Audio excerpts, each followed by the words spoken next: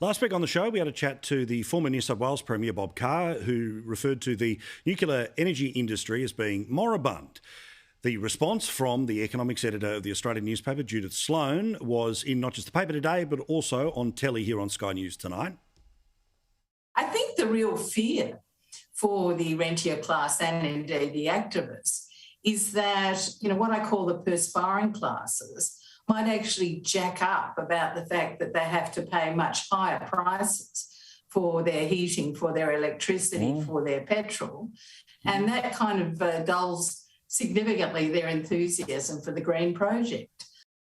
And in her part, the argument is that it would be the government, the state, that would end up paying for these particular facilities. Bob Carr joins us again. I'd love to have a face-to-face debate between the two of you, so we'll try and work a way out to do that sometime between now and then, rather than arguing through me, but still. Bob, again, if the state is willing to step in to do what the market won't, isn't that in part the role of the state at times to have government instrumentalities? It's why you don't privatise everything? Yeah, the inquiry we had into nuclear power in 2007 to the Howard government, headed by Ziggy Zapolsky, reached the conclusion, Paul, that nuclear, to be considered, would require a carbon tax, that is a price on carbon, and a considerable subsidy in addition to that. And that's been the experience overseas as well. The point I've been making, and I've got no ideological hang-ups about nuclear power, and in the past I've defended it. But my research reveals this, and I think it would surprise a lot of people. In the United States, the whole of the United States, there is only one nuclear power plant under construction, and it has been subjected to the most extreme delays and cost blowouts. And meanwhile, there are 6 currently being taken out of commission. In France, there hasn't been a new power plant added to their grid since 1999, and they're taking at least 3, perhaps 6, out of it. The only new plant to be built in Western Europe has been in Finland, and it was supposed to be operating in 2009, and there have been huge cost blowouts there.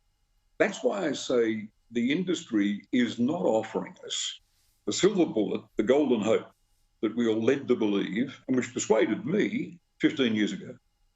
But are we in a scenario where, even as late as 2 weeks ago, active conversations happening in the UK right now, literally negotiations with Westinghouse, and also trying to build something in Wales? Is that not an example of a government that is willing to step in to do what the market won't?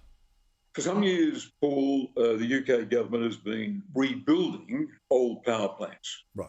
But the damning account coming from their public auditors has said this has been an extravaganza of waste, cost blowouts, and huge delays. If I can just quote some figures about the UK, a damning Court of Accounts report said that revealed that nuclear power provides 14% in the UK, which is down from a 1997 peak of 26.9%. Renewables have shot up. Renewables have shot up in the UK to being over 37% of consumption. That's a big increase from 33% in only 2018. That's now double the supply from nuclear power, double the supply. In fact, in 2019, to take the global figures, 2019, for the first time, the contribution from renewables was greater than that of nuclear. And the price of renewables continues to come down quite dramatically, whereas that of nuclear is going up, a 33% increase, while in the same period, the global price of solar and wind was down by 90% and 70% respectively.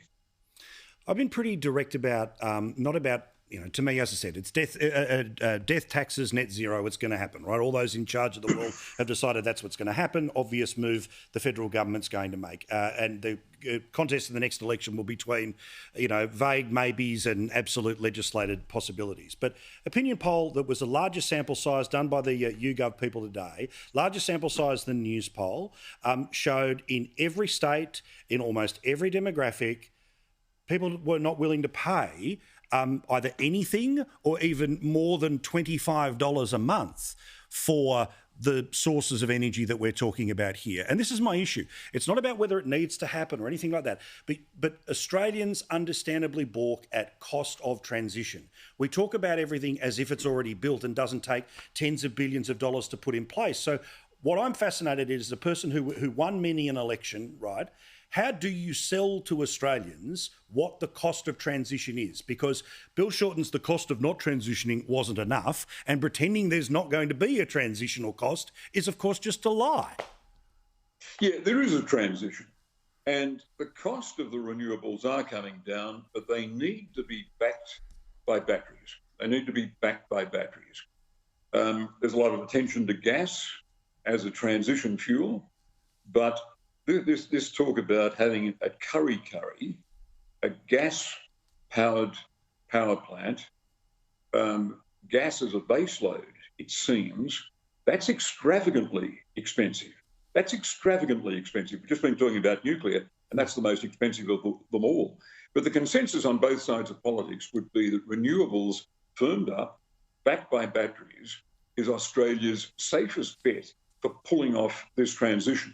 And it's a transition, I've got to say, that a New South Wales coalition government, to its credit, is absolutely committed to. Indeed, coalition government in South Australia as well.